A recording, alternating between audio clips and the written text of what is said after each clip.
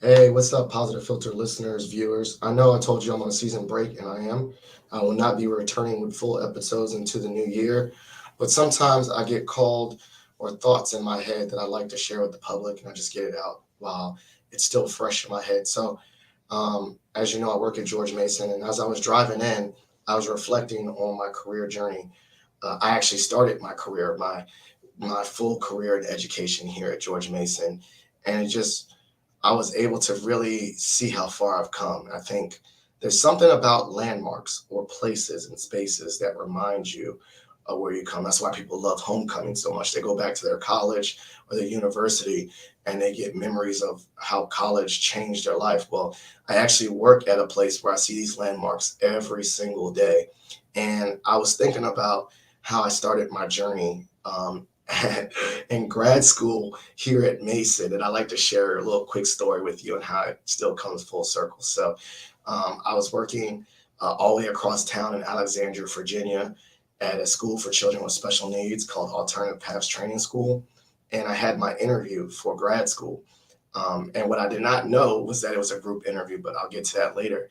And so I drove all the way from Alexandria to Fairfax, parked my car, rushed to the Johnson Center, which I see every day, got changed in the bathroom, put on a nice suit because I wanted to be presentable for this interview. And I go up to I believe, second floor, or yeah, where all these no, third floor actually, where there's a lot of meeting rooms where I'm still in those spaces today. And I bust through the door and come to find out it was a group interview and I was late. And so while I saw that, I was really embarrassed. Dr. Chung, who was one of the head of that department, looked at me and said, "Philip Wilkerson, it's so nice for you to finally join us."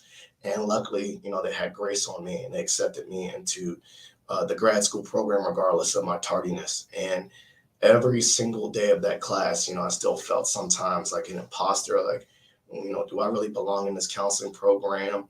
I'm a history major. Everyone was like a psychology or social worker, undergrad major. What am I doing here? Is this really cut out for me?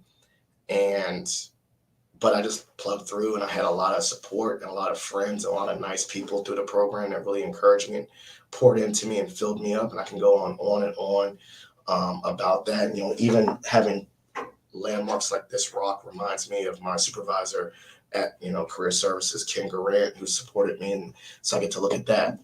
So let's fast forward, I guess 10 years after I graduated. Well, not 10 years. I graduated in 2012, and it is September 2019, and I was employed a month at George Mason University.